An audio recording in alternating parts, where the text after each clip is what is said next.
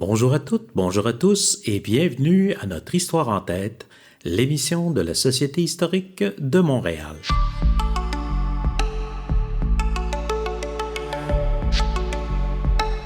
Ici Mario Robert, président de la Société historique de Montréal.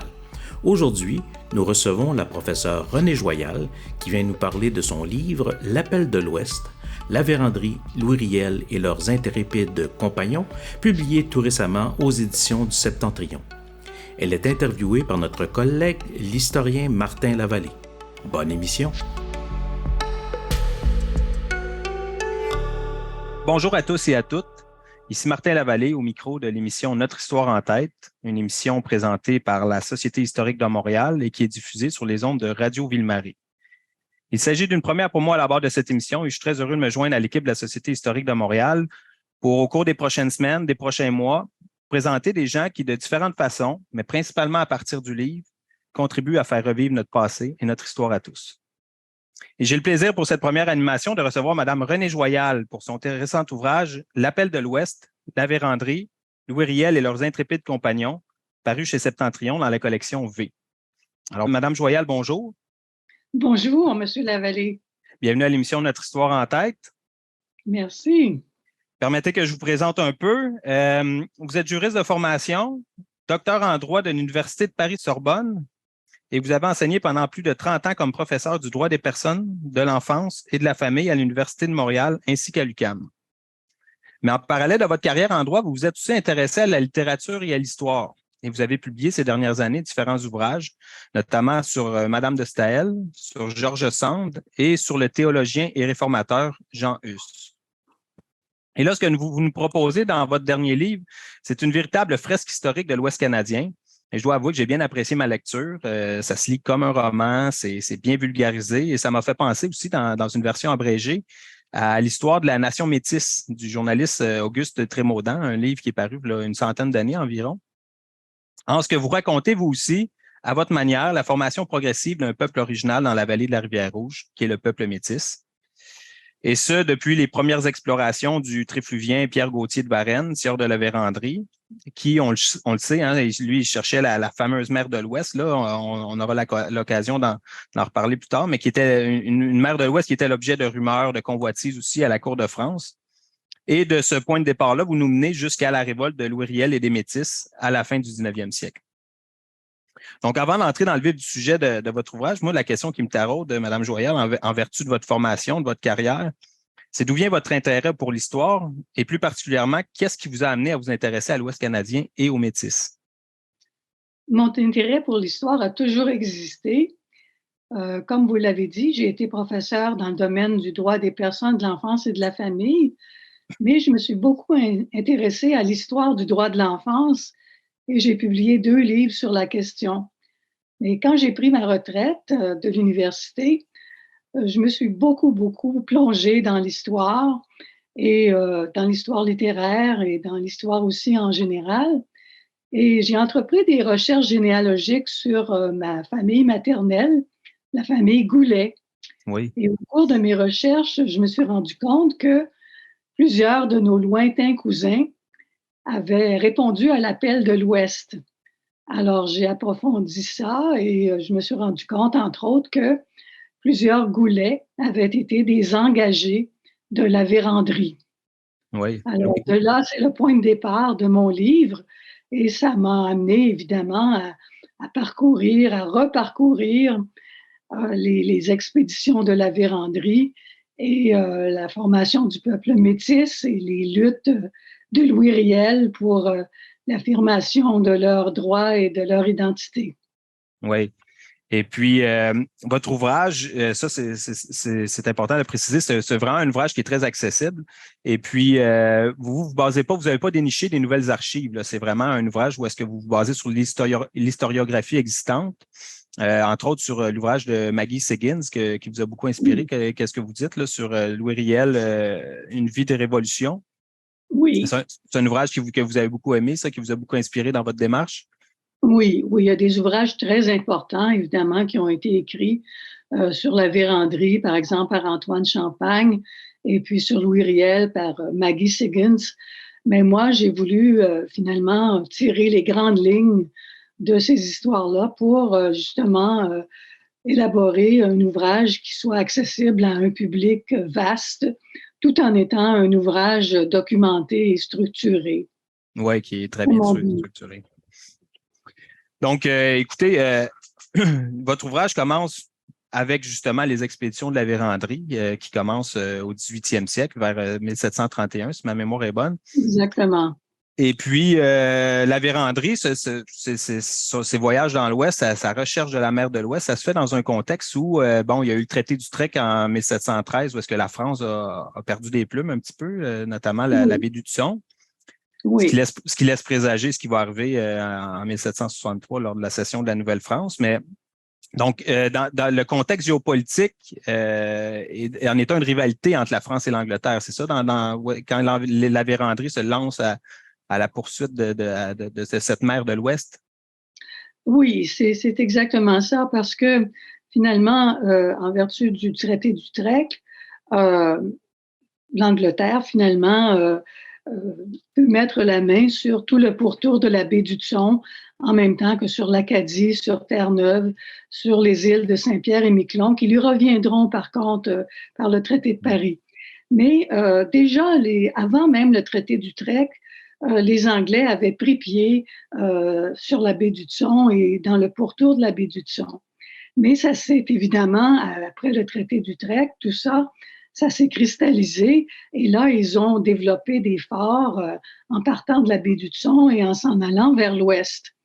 Et donc, ils ont créé aussi des liens avec plusieurs nations autochtones. Alors, les Français, qui demeuraient quand même plus au sud, dans la Nouvelle-France, ont voulu, eux aussi, tracer une ligne jusque dans l'ouest. De là, les expéditions de la Vérandrie, qui a semé finalement dans ce qu'on appelait les pays d'en haut, plusieurs forts, jusque finalement au Fort Rouge, qui est le site en fait de ce qui est devenu par la suite Winnipeg. Alors, c'est ça, il y avait comme deux lignes, une plus au nord où les Anglais étaient dominants et une plus au sud où on retrouvait beaucoup de forts construits par les Français, par la Vérandrie, ses fils et tous ceux qui ont participé aux expéditions. OK. Et puis, tous ces explorateurs-là, ces voyageurs-là qui vont aller dans l'Ouest vont, entre autres, s'unir. Certains hommes vont s'unir avec des femmes autochtones de là-bas. Les peuples autochtones qui sont là à ce moment-là, c'est quoi? C'est des Cris, il y a des Assiniboines, oui, des différents peuples. Des Assiniboines, des Cris, des Ojibwés, des Chipewyan, il y a des Sauteux, il y a les Sioux qui au départ sont assez menaçants, mais qui vont finir par s'apaiser par rapport aux Métis. Alors après, finalement, la cession de la Nouvelle-France, il y a quand même des voyageurs d'origine française qui sont devenus en fait des Canadiens qui vont continuer à faire la traite des fourrures. Alors, il y aura toujours la Compagnie de la baie d'Hudson et il va y avoir aussi la Compagnie du Nord-Ouest, dont les actionnaires sont situés à Montréal. Alors, on l'appelait la French Company parce qu'elle embauchait surtout des Canadiens français, mais évidemment, la direction était anglaise. Ouais. Mais donc, ces traiteurs, ces voyageurs, ces coureurs des bois ont continué à circuler entre la vallée du Saint-Laurent et la vallée de la Rivière-Rouge. Et peu à peu, ils se sont sédentarisés. Et c'est comme ça que le peuple métis est né, parce que plusieurs de ces voyageurs ont épousé des Autochtones. Alors, il y a un nouveau peuple qui s'est constitué et à un moment donné, ils se sont retrouvés plusieurs milliers dans la vallée de la Rivière-Rouge. Oui, et puis, donc, ce peuple métis-là, moi quand je ne peux pas m'empêcher de penser à la phrase de Samuel de Champlain qui avait été reprise par Paul le Jeune en 1633, où est-ce qu'il disait à ses alliés montagnais nos fils marieront vos filles et nous ne formerons plus qu'un peuple. Alors, c'est carrément ce qui est arrivé dans le cas de cette colonie-là la Rivière-Rouge. Là, c'est un peuple Oui. métis qui est né de l'union de Français. Vous dites surtout Oui. dans votre livre, d'ailleurs, vous dites que c'est surtout des Français qui étaient enclins à se marier avec les Autochtones et, Oui. et un petit peu moins chez les Anglais, c'est ça? Un peu moins chez les Anglais parce que, pour certaines raisons, les autorités ne voyaient pas ça d'un bon œil.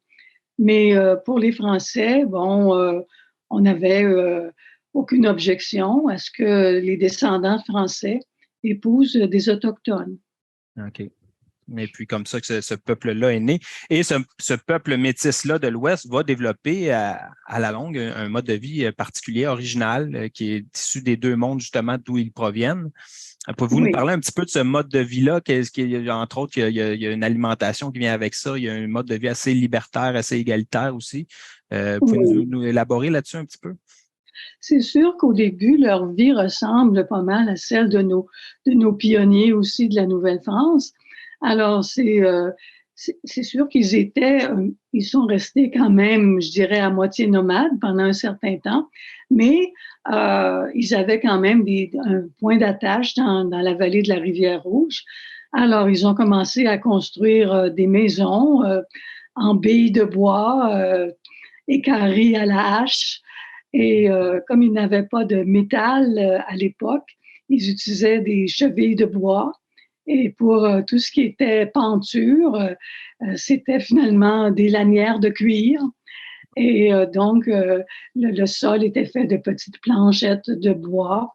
Et on essayait d'éviter le chaume aussi pour les toits parce que c'était très inflammable. Alors encore là, on utilisait des baies de bois plus petites. Les fenêtres qui étaient rares étaient en parchemin de peau de mouton. Ensuite, l'alimentation, évidemment, c'était beaucoup inspiré des traditions autochtones. Alors, il y avait le fameux pemmican qui servait beaucoup pour les voyageurs, mais qui servait aussi pour ceux qui s'étaient sédentarisés. Mais il y avait la bannock aussi, la fameuse galette sans levain. Mais bien sûr, on se nourrissait des poissons aussi qu'on trouvait dans les lacs et rivières et aussi du petit gibier, de la perdrix, le lièvre, l'écureuil des plaines. Et il y avait toutes sortes d'herbes, de thé. On confectionnait du café aussi avec des noix broyées, une sorte de café. Alors, c'était quand même assez rudimentaire, mais tout ça était consistant. C'était aussi, je dirais, un peuple qui était marqué par l'entraide, par la gaieté aussi. Alors, on se réunissait souvent et puis au son du violon, puis du ruine-babine, et puis un peu plus tard de l'accordéon, on chantait, on dansait. Et finalement, c'était une société très, très conviviale. Oui. Et puis, le pemmican dont vous avez parlé, d'ailleurs, ça, c'est un pain qui était fait pour surtout la chasse au bison ou la traite des fourrures quand ils partaient pour longtemps. Oui, C'était quelque chose qui était nourrissant, fait avec de la suif, très nourrissant. des C'était, petits fruits. oui, c'était souvent du bison ou de l'orignal séché, réduit en poudre, qu'on mélangeait avec des petits fruits avec du suif. Et on en faisait des pains qu'on mettait dans de la peau de bison. Et ça faisait un peu comme une meule de fromage. Alors, on partait avec ça. Et si on ne pouvait pas se nourrir de gibier ou de poisson, bien, on coupait une tranche de pemmican et c'était très, très nourrissant. Alors, ça aidait beaucoup, évidemment, les voyageurs dans leurs expéditions. Et au départ, ce peuple-là vivait surtout, bon, il y avait, avant de devenir un petit peu plus sédentaire et de pratiquer l'élevage et la culture comme un petit peu plus les Européens, vous dites au départ, il avait adopté plus le mode de vie autochtone avec la chasse au bison avant que les troupeaux de bison ne disparaissent. Là, il pratiquait beaucoup la chasse au bison. Et dans votre livre, d'ailleurs, en annexe, vous reprenez un texte où est-ce que il parle de la chasse au bison, les caravanes et les camps.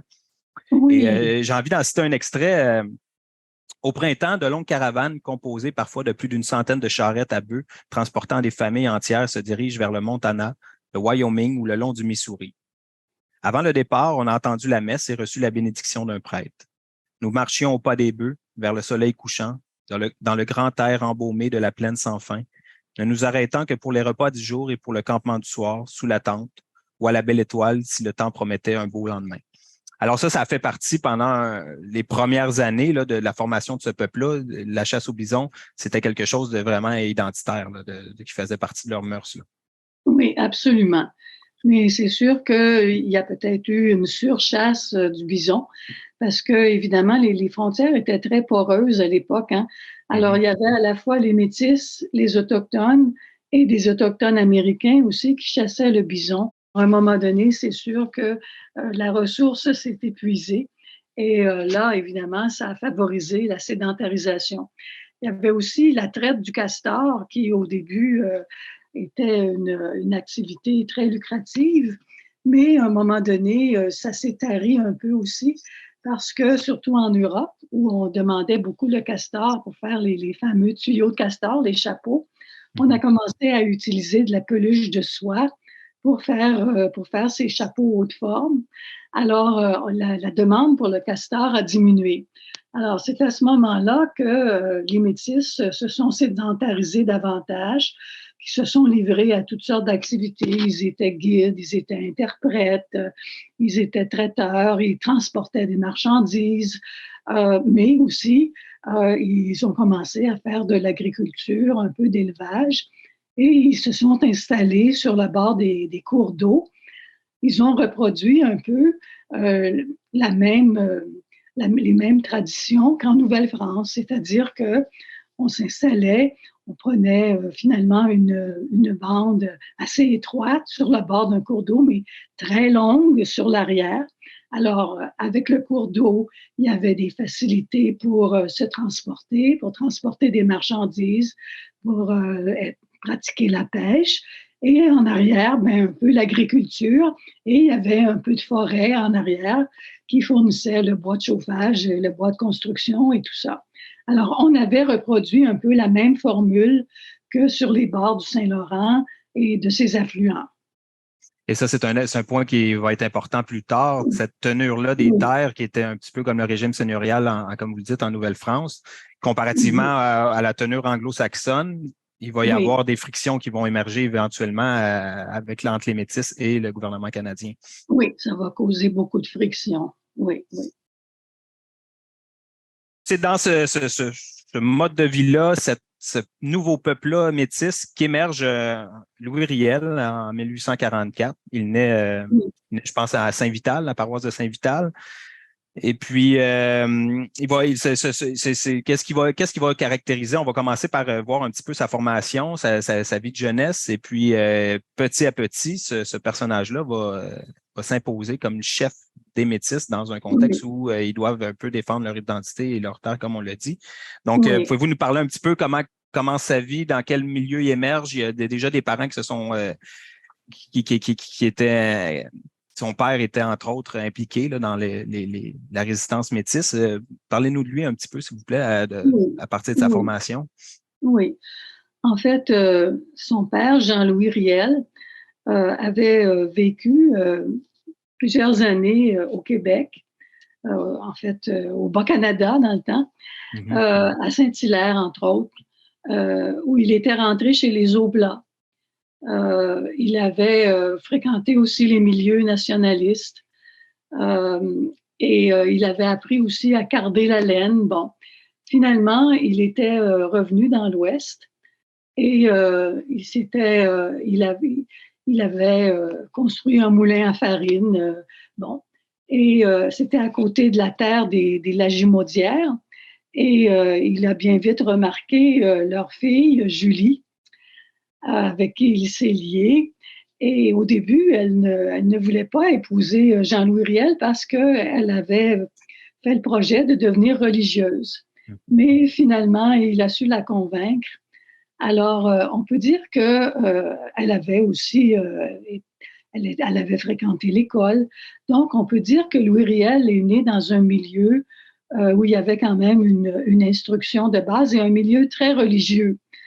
C'est sûr que les Métis français aussi étaient entourés au départ de missionnaires, mais ensuite de prêtres. Et le diocèse de Saint-Boniface s'est créé quand même assez tôt. Et la vie religieuse était très, très importante aussi dans la communauté métisse. Mais les parents de Louis Riel se sont vite impliqués, Jean-Louis Riel et Julie Lagimaudière, dans la défense des droits des métis. Alors même si eux, par exemple, ne faisaient pas la traite du castor ou tout ça, ils se sont impliqués, entre autres Jean-Louis Riel, pour obtenir la liberté de la traite. Alors, à peu près au moment où Louis Riel était tout jeune enfant, Jean-Louis Riel avait participé à des réunions et à l'écriture de lettres au gouverneur de la Compagnie de la baie du Thon, qui avait à ce moment-là avait la main haute sur tous les territoires du Nord-Ouest, et aussi au Colonial Office à Londres pour demander la liberté de la traite, pour pas que les traiteurs, finalement, ne soient obligés de toujours vendre leurs marchandises uniquement à la Compagnie de la baie du Thon. Alors, ils ont réussi. Et évidemment, Louis Riel, il y a eu le procès Sawyer aussi par la suite, où on avait voulu punir un traiteur qui avait vendu sa marchandise à l'extérieur de la compagnie. Et finalement, on n'a pas adopté de mesures punitives contre lui. Donc, ça a donné lieu, ça a donné ouverture à la traite libre. Alors, Louis Riel, qui n'avait que 5 ans à l'époque, a été très impressionné par le rôle que son père avait joué dans cette libération de la traite. Et ça va probablement le marquer pour les années futures. Oui. Parce que ça, c'est important de le mentionner. Vous pouvez nous parler de ça un peu aussi, parce que le territoire où vivent les Métis, dans le fond, ne leur appartient pas. Il appartient à cette compagnie de la baie du Thon, Oui. qui est d'ailleurs une création de 2 Français, de Pierre Esprit Radisson et Desgroseilliers. Oui, c'est assez paradoxal, évidemment. Radisson et Desgroseilliers avaient eu des difficultés finalement avec le gouverneur pour écouler leur fourrure et ils s'étaient tournés vers l'Angleterre et c'est à ce moment-là finalement que le roi d'Angleterre avait créé la Compagnie de la baie du Thon. Alors oui, c'est sûr que quand les Métis ont commencé à se sédentariser, il y a eu une certaine tolérance de la compagnie, mais ils n'avaient pas de titre. Alors quand il a été question que toutes les terres qui avaient été cédées à la compagnie soient annexées au Canada, ben, ils se sont inquiétés parce que là, ils se sont dit, bon, ils avaient mis les terres en culture et tout ça, alors ils tenaient à obtenir des titres sur leurs terres et la possibilité pour leurs enfants aussi d'occuper d'autres terres dans la région de la Rivière-Rouge.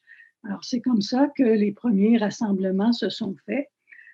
Tout de suite après la Confédération, finalement.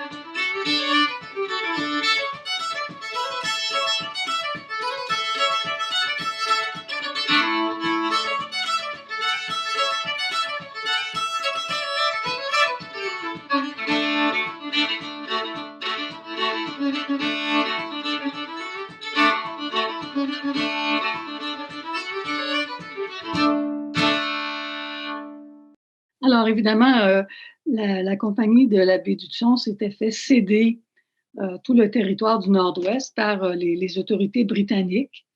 Et, bon, les autorités toléraient finalement que les Métis s'occupent des terres dans la vallée de la Rivière-Rouge.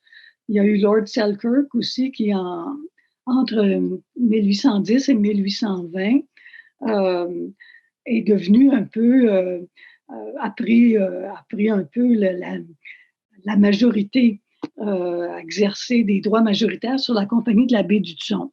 Et lui, il a fait venir beaucoup de colons écossais ou irlandais. Il était animé d'un certain idéal, évidemment. Les colons irlandais, les Irlandais en arrachaient beaucoup à l'époque, de même que certains Écossais des Highlands. Alors, il a voulu les installer, lui aussi, dans la vallée de la Rivière-Rouge. Mais ça mécontentait un peu les Métis parce qu'il avait tendance à vouloir leur attribuer les terres sur lesquelles les Métis étaient déjà. Et il avait tendance à vouloir refouler un peu les Métis à la périphérie. Alors finalement, cette implantation de colons écossais et irlandais n'a pas eu de suite. La plupart sont plutôt partis vers l'Ontario, vers l'île du Prince-Édouard, mais il y en a quelques-uns quand même qui sont restés et qui ont réussi à vivre quand même en assez bonne intelligence avec les Métis. Alors, bien sûr, les Métis n'avaient pas d'écrit, n'avaient pas de titre à leur terre. Alors, ils se sont inquiétés quand ils ont vu que l'annexion de tout ce territoire-là au Canada se préparait. Alors, la compagnie de la baie du Thon était sur le point de rétrocéder finalement tous ces territoires au Canada, qui comptait à l'époque seulement 4 provinces. Oui, non, c'est ça, en 1867. Mais même avec le conseil de l'Assiniboia, il y a cet enjeu-là des terres, de la reconnaissance des terres des Métis que le conseil ne veut pas, la compagnie de la baie du Thon ne veut pas reconnaître. Non, ce n'était pas reconnu formellement. C'était simplement, toléré jusqu'à un certain point. Et évidemment, les Métis exerçaient très peu de pouvoir dans ce conseil de l'Assiniboia. Il y en avait quelques-uns qui ont participé, mais ils n'étaient pas du tout la majorité. La majorité, c'est sûr, c'était des colons d'origine britannique et c'était pas représentatif de la population, hein. C'était un conseil qui exerçait à la fois des responsabilités administratives et même judiciaires. Et le gouverneur était nommé par la compagnie de la baie du Thon. Exactement. C'était un représentant de la compagnie. Oui. Et puis, à quel moment diriez-vous que, vous en parlez un petit peu dans votre livre, dans le fond, avec il y a cet enjeu-là de la traite, la liberté de la traite, il y a l'enjeu de la reconnaissance des terres. À quel moment, par contre, ça se radicalise un petit peu plus, qu'on sent qu'on s'en va vers le gouvernement provisoire qu'on va voir plus tard, là, mais comment cette radicalisation-là s'opère? Oui. À un moment donné, les Métis se rendent compte que là, on construit des chemins, finalement, qui ne tiennent pas compte du tout de l'implantation des Métis sur leur terre. On fait de l'arpentage donc, on se prépare finalement à subdiviser les terres selon un mode qui ne correspond pas du tout au mode que les Métis ont adopté. Alors, et évidemment, on les traite avec beaucoup de mépris aussi. Donc, tout ça fait qu'à un moment donné, ils se réunissent, ils commencent à protester. Des missionnaires de l'époque leur aident beaucoup. Et finalement, c'est dans ce contexte-là que Louis Riel va s'imposer. Alors, pour revenir un peu sur son itinéraire, il était allé à l'école des Sœurs Grises à Saint-Boniface, ensuite au collège de Saint-Boniface, qui était dirigé par les frères des écoles chrétiennes que l'évêque avait invité à créer ce collège.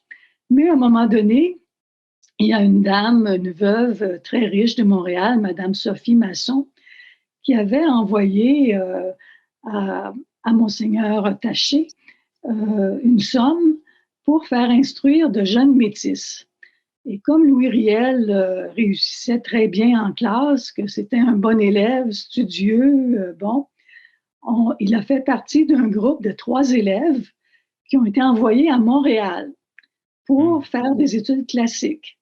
Alors, Louis Riel s'est retrouvé à ce qui est aujourd'hui le Collège de Montréal, mais À l'époque, on l'appelait le Petit Séminaire de Montréal. Et les deux autres, un s'est retrouvé au Collège de Saint-Hyacinthe et l'autre au Collège de Nicolette. Mais Louis Riel a été le seul qui a pu persister jusqu'à la fin de ses études. Les deux autres s'ennuyaient, je pense. Hein?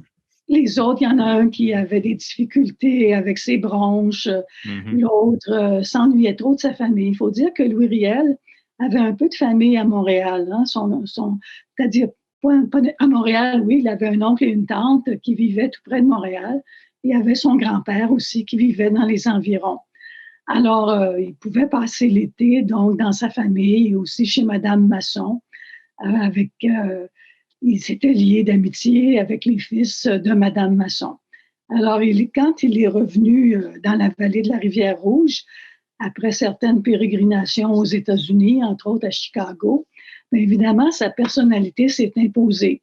C'était un homme instruit, qui avait beaucoup de prestance, qui avait beaucoup de talent à la fois pour l'écriture et aussi pour faire des discours et pour rassembler tout le monde. Alors, sa personnalité s'est imposée et il est très vite devenu le leader de la communauté de la Rivière-Rouge. Et puis, il émerge, tantôt vous parliez de l'arpentage qui commençait à se faire, le mépris qui se faisait à l'égard des Métis. Et tout ça, ça correspondait à l'époque où la Compagnie de la Baie-du-Son s'apprêtait à vendre, dans le fond, le territoire, la terre de Rupert. Une partie de la terre de Rupert, en tout cas, peut-être pas au complet, oui, là, mais une partie de la terre de Rupert au gouvernement du Canada qui convoitait ce territoire-là pour son expansion, l'expansion du chemin de fer, entre autres, du commerce, et puis dans le projet de Canada, d'un océan à l'autre. Et c'est dans le contexte aussi où, vous en parlez dans votre livre, vous le dites très bien, il y a des orangistes qui s'installent et qui ont qu'eux autres voient ces métis francophones-là, ils éprouvent un mépris pour eux, hein? Oui, absolument. Il faut dire que, bon, les orangistes, c'est finalement des colons anglais. Ils se réclament de Guillaume d'Orange, qui était un roi protestant qui avait vaincu le roi Jacques II, qui était un roi catholique. Et il y a eu l'association loyale d'Orange qui s'est créée en Irlande du Nord. Et on sait qu'il y a encore aujourd'hui des tensions en Irlande du Nord entre les protestants et les catholiques. Mais cette association-là s'est transportée au Canada avec des colons orangistes qui étaient persuadés de la supériorité de l'Empire britannique et qui, évidemment, affichaient un mépris assez profond pour tout ce qui était d'origine française. Évidemment, on parlait des papistes à ce moment-là. Et donc, les Acadiens, les Canadiens français, les Métis francophones étaient l'objet du mépris de ces orangistes qui voulaient les tenir à l'écart de tout pouvoir et qui voulaient que le Canada, finalement, soit un pays protestant et anglo-saxon. Et le premier ministre du Canada, John A. Macdonald, faisait partie de l'Ordre d'Orange, c'est bien ça? Absolument. Il faisait partie d'une loge orangiste. Oui. Et donc, à la fin des années 60, 1868-69, les Métis s'organisent pour faire face à ces menaces-là à leur territoire. Ils choisissent Louis Riel comme chef. Lui, il s'impose, justement, vous l'avez dit, il a une éducation, il était charismatique, il était instruit. Fait que les gens l'ont tout de suite vu comme un chef naturel pour eux, les Métis. Et puis là, ils vont créer un gouvernement provisoire. Ils vont l'élire le chef de leur gouvernement provisoire. Oui. Au départ, comme il était jeune, il n'avait que 25 ans à l'époque, on choisit un monsieur Bruce, qui était un ancien, qui était très respecté comme chef du gouvernement provisoire. Mais au bout de quelques mois, on s'est bien rendu compte que c'était Louis Riel, en fait, qui était l'âme dirigeante du mouvement. Et donc, c'est Louis Riel qui est devenu le président du gouvernement provisoire. Alors, avec une douzaine de membres. Et donc, Louis Riel a tenté de rassembler tout le monde autour de cette idée qu'il fallait demander finalement que que ce territoire devienne une province, tout comme les 4 provinces qui existaient déjà au Canada en 1867. Alors, évidemment, tout le monde n'était pas d'accord. Il y en a qui disaient, ça pourrait être un territoire avec un conseil territorial et tout ça. Alors, Louis Riel se disait, la seule façon de protéger nos terres et d'avoir un gouvernement représentatif de la population, c'est de créer une province et c'est d'avoir notre propre assemblée et de pouvoir envoyer aussi des députés au gouvernement fédéral. Alors, finalement, il a réussi à rassembler une majorité de la population, surtout les métis francophones, mais aussi certains métis anglophones, certains colons. Alors, il a quand même rassemblé beaucoup de monde. Et il avait des vues très inclusives. En fait, tous ceux et celles qui voulaient se joindre au mouvement étaient les bienvenus. Ouais, c'est ça, c'était un mouvement très démocratique et puis Oui. ouvert à tous, là, vraiment. C'était pas du nationalisme étroit, comme on dit. Non, non, non, non. Et puis, leur principale revendication, ils vont voter une liste de droits qu'ils vont envoyer à Ottawa dans le cadre des négociations là, pour l'annexion du territoire aux Dominions. Oui, oui. Alors, ils formulent une liste des droits. Alors, c'était surtout ça, que le territoire soit érigé en province, qu'ils aient des représentants au gouvernement fédéral, qu'ils aient leur propre assemblée législative et que finalement que les titres sur les terres soient confirmés, que les droits des Métis soient confirmés et qu'il y ait aussi des terres qui soient réservées pour leur descendance. Mm-hmm. Alors évidemment, tout ça, ça heurtait les orangistes qui ne voulaient pas du tout les voir prendre du pouvoir et aussi beaucoup de spéculateurs parce que dans la rétrocession qui était prévue de la terre de Rupert au Canada, la Compagnie de la baie du Thon se réservait quand même énormément de terres qu'elle pouvait vendre finalement. Alors, on voulait réduire le nombre de terres attribuées aux Métis pour pouvoir spéculer, pour pouvoir vendre. Alors, évidemment, et là-dedans aussi, il faut dire que Louis Riel était très préoccupé par la situation des Autochtones. Et dans la liste des droits, il était demandé très clairement que les droits des Autochtones soient respectés. Alors, c'est sûr que c'était eux qui étaient les plus nombreux encore sur le territoire. Et on a voulu leur faire signer des traités pour qu'ils renoncent à une partie de leur territoire de chasse et de pêche en échange de supposés services, de supposés avantages qu'on leur donnerait éventuellement. Mais ces traités-là n'ont jamais été respectés. Alors, c'est sûr que Louis Riel avait énormément de sympathie pour les Autochtones et il voulait que les traités soient respectés et que leur situation s'améliore. Alors, c'est sûr qu'il a toujours été attaché à la partie autochtone des Métis. Alors, il a toujours respecté beaucoup cette origine par leur mère, cette origine autochtone du peuple métis. Et il voyait évidemment les Métis comme des frères. Et il a souvent les Métis sont servis aussi de tampons entre les Autochtones et les autorités fédérales. Mais on ne peut pas dire que ça a conduit à des résultats très, très, très positifs. Oui, ils n'ont peut-être pas assez utilisé parfois. Puis d'ailleurs, une des craintes des Métis était que leur sort dans le nouveau territoire soit un petit peu le même que les Autochtones, où est-ce des fois, ils ont commencé déjà à les parquer dans des réserves. Et il y avait cette crainte-là, dans leur revendication d'être une province, il y avait cette crainte de ne pas être une réserve. Oui, c'est pour ça qu'ils demandaient vraiment une représentation de la population, un gouvernement démocratique, oui. Attends un peu que je me souvienne,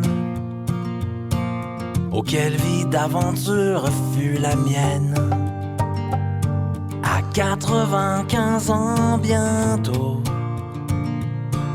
j'en ai vu tellement, presque trop.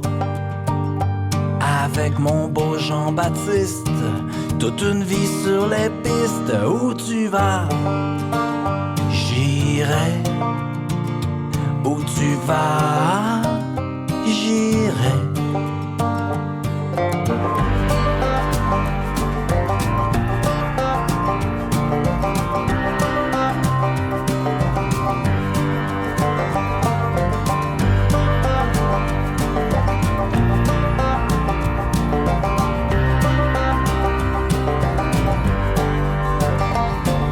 De Masquinongé jusqu'à Bambina,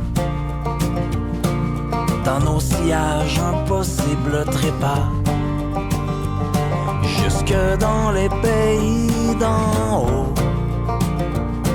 Portage et mille écueils sous nos canaux, aux côtés de mon mari et au péril de nos vies. Où tu vas, j'irai. Bon, Louis Riel, il aspirait à une vie tranquille. Il avait fini avec le Manitoba. Il avait fini sa traversée du désert. Il reprenait tranquillement une vie normale. Et l'histoire va l'appeler à nouveau lorsque Gabriel Dumont va venir le chercher. Allez-y, je vous écoute. Exactement. Alors, Gabriel Dumont, il était au courant de la situation des Métis en Saskatchewan, Louis Riel, parce que quelques mois plus tôt, il avait assisté au mariage d'une de ses sœurs et il y avait des Métis de Saskatchewan qui étaient présents, qui lui avaient raconté qu'il se passait finalement la même chose en Saskatchewan que 15 ans plus tôt au Manitoba. Alors, il n'a pas été étonné quand Gabriel Dumont et 3 autres Métis de la Saskatchewan sont arrivés chez lui à Saint-Pierre et lui ont demandé de prendre la tête finalement du mouvement métis en Saskatchewan. Alors, il a accepté, mais au départ, il pensait de partir seulement pour l'été, pendant les vacances scolaires, et puis de reprendre sa vie tranquille à la mission de Saint-Pierre en septembre. Alors, ils sont partis toute la famille pour la Saskatchewan. C'était quand même plusieurs milliers de kilomètres. Et ils sont arrivés donc près de Batoche. Et là, il ne pouvait pas vraiment créer un gouvernement provisoire parce qu'il y en avait un gouvernement. C'était un gouvernement territorial qui n'était pas représentatif, qui n'était pas démocratique, mais qui existait. Alors, créer un gouvernement provisoire, ça aurait été ça aurait été perçu comme un acte de rébellion. Alors, il a créé plutôt un mouvement qu'il a appelé Exovidat, issu des ouailles. Alors, on voit tout de suite la connotation religieuse. Oui. Et il a essayé encore là de rassembler les Métis et d'envoyer, il a rédigé une pétition en bonne et due forme avec le concours de tous et chacun qu'il a envoyé au gouvernement fédéral. Et alors, après ça, évidemment, il s'est dit, bon, ben là, ma mission est accomplie, donc je retourne à Saint-Pierre. Mais les Métis ont convoqué une réunion et l'ont supplié de rester avec eux parce qu'ils étaient loin d'être sûrs que les négociations aboutiraient avec le gouvernement fédéral. Et en réalité, les négociations n'ont pas abouti du tout. Ça s'est devenu très menaçant parce que il y avait des soldats qui s'approchaient, un corps expéditionnaire. On leur disait que c'était pour pacifier, puis que c'était pour rassurer les Métis. Mais ce qui se passait au même moment, c'est que les Autochtones étaient en révolte parce qu'ils voyaient bien qu'ils s'étaient fait rouler en signant les traités qu'on les avait forcés de signer. Mm-hmm. Et les rébellions, ce qu'on a appelé la rébellion du Nord-Ouest, était déjà commencée chez les Autochtones. Et à un moment donné, les Métis, évidemment, qui voyaient des soldats arriver, tout ça, se sont organisés aussi, ont formé des troupes et tout ça. Et la grande peur du gouvernement fédéral, c'était de voir une alliance entre les Métis et les Autochtones. Alors, on a voulu tout de suite mater ça. Et là, il y a vraiment des troupes très bien organisées, avec des armes beaucoup plus puissantes que celles des Métis, qui se sont approchés de Batoche. Alors, il y a eu quelques engagements préalables où les Métis ont eu quand même un peu le dessus, mais la grande bataille de Batoche, là, qui a eu lieu pendant 3 jours au mois de mai 1885, elle s'est terminée finalement par l'écrasement des Métis. Alors, à ce moment-là, Gabriel Dumont, qui était un peu le chef militaire, alors que Louis Riel était le chef politique. Gabriel Dumont voulait continuer la lutte, mais Louis Riel voyait que c'était peine perdue. Ils étaient tellement peu nombreux et ils avaient tellement peu d'armes par rapport aux troupes fédérales qu'il s'est dit il vaut mieux pour le moment, en tout cas, renoncer. Alors, il s'est rendu au général Middleton pour donner la chance, finalement, au plus grand nombre de métis possible de prendre la fuite, de se réfugier pour ne pas être fait prisonnier. Et lui, il pensait aussi qu'en se rendant, il pourrait, grâce à un procès, exposer la situation des métis et faire avancer la cause auprès du reste du Canada. C'est bien ça? Absolument. Alors, il se disait, oui, moi, je vais expliquer toutes les tractations, je vais expliquer le fait que j'ai toujours été un homme de paix, un homme de conciliation, que les Métis n'ont jamais voulu ces affrontements-là, qui se sont défendus finalement, et je vais pouvoir me disculper. Et puis, il rêvait toujours finalement à l'amnistie qui lui avait jamais été accordée. Alors, mais c'est pas du tout comme ça que ça s'est passé, parce que le procès n'a été qu'un simulacre de procès finalement. Pourtant, au Québec, à ce moment-là, il y avait tout un mouvement en faveur de Louis Riel et des Métis qui étaient emprisonnés. Et on a délégué de très bons avocats, entre autres François-Xavier Lemieux, et 3 autres, pour essayer d'assumer sa défense. Mais les avocats se sont bien vite rendus compte qu'on ne permettrait pas la preuve de toutes ces tractations, de tous les documents qui avaient été échangés, de toutes les démarches qui avaient été faites. Alors, c'était un procès pour trahison. Et puis, on se fondait uniquement sur les affrontements qui avaient eu lieu avant la bataille de Batoche et au moment de la bataille de Batoche, pour dire que c'était une rébellion et que donc Louis Riel s'était rendu coupable de haute trahison. Alors, et l'affaire Thomas...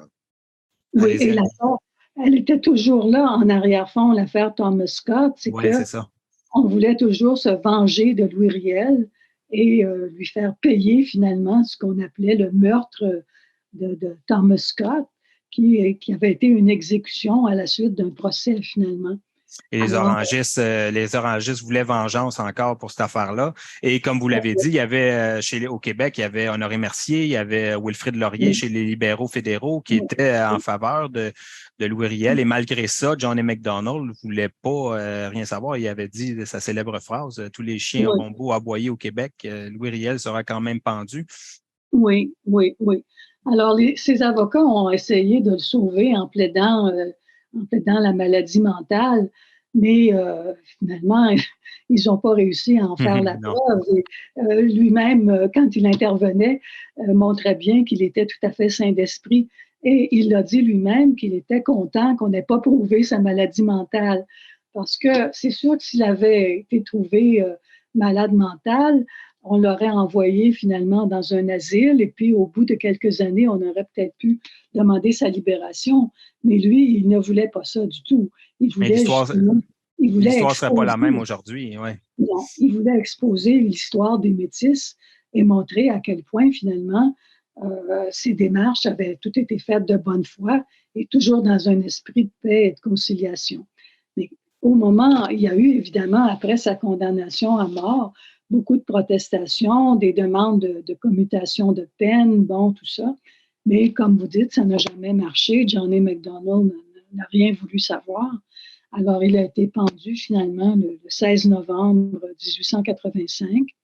Et peu de temps après, ça a été la grande réunion du Champ de Mars. 50 000 personnes au Champ de Mars en 1885. Alors que la population totale de Montréal était d'environ 165 000 personnes à l'époque. Alors, ça faisait beaucoup de monde, ça, qui protestait contre la mort de Louis Riel.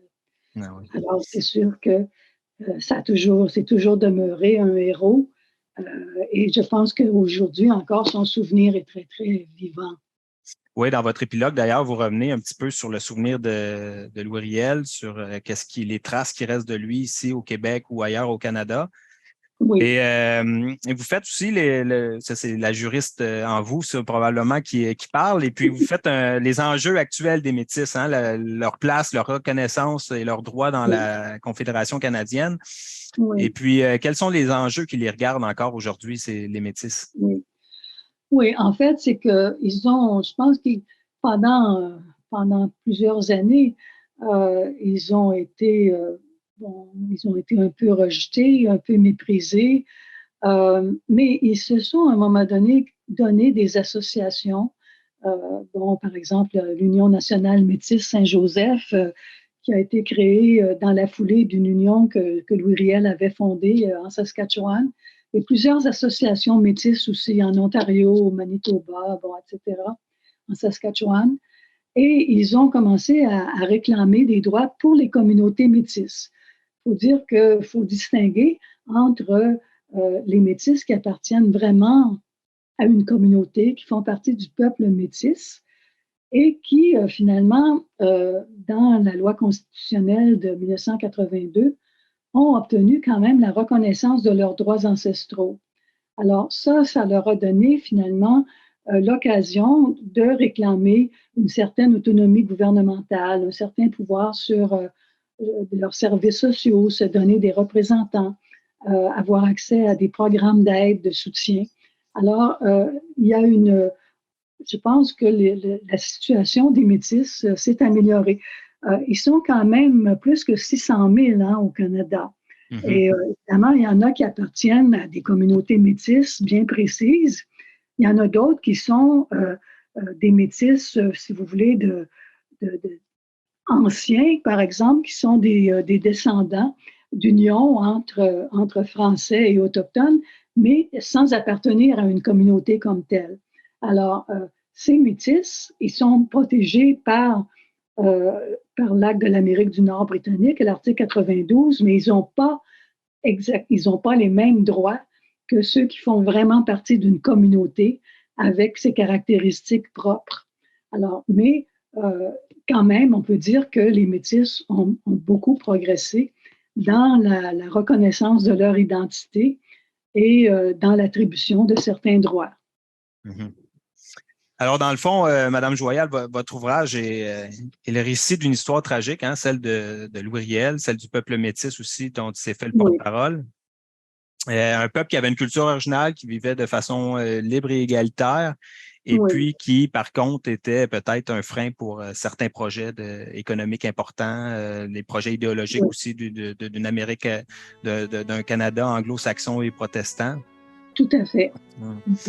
Et donc, c'est un très beau livre que vous avez rédigé, Madame Joyal. Je le recommande vraiment à tous. Bien intéressant pour avoir un aperçu de ce qui s'est passé, très accessible. Alors, merci beaucoup de votre présence aujourd'hui pour cette entrevue.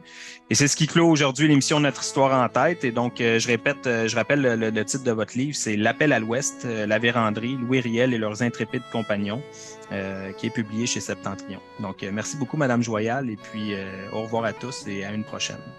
Merci, Monsieur Lavallée. Ravi d'avoir causé avec vous. Ça a été un plaisir pour moi aussi. Au revoir.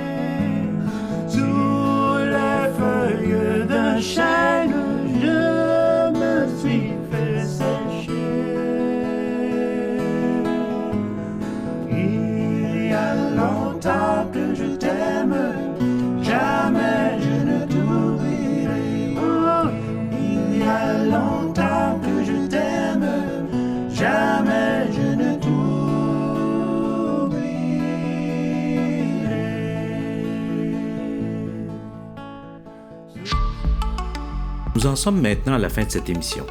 Nous remercions notre invité, la professeure Renée Joyal, qui est venue nous parler de son livre L'Appel de l'Ouest, la vérandrie d'Ouvriel et leurs intrépides compagnons, publié tout récemment aux éditions du Septentrion. Nous remercions également notre collègue l'historien Martin Lavallée. Vous pouvez retrouver cette entrevue sur le site de la Société historique de Montréal à l'onglet Émissions de radio. Nous vous invitons, si ce n'est déjà fait, à devenir membre de la Société historique de Montréal. Merci de nous avoir écoutés et à la semaine prochaine.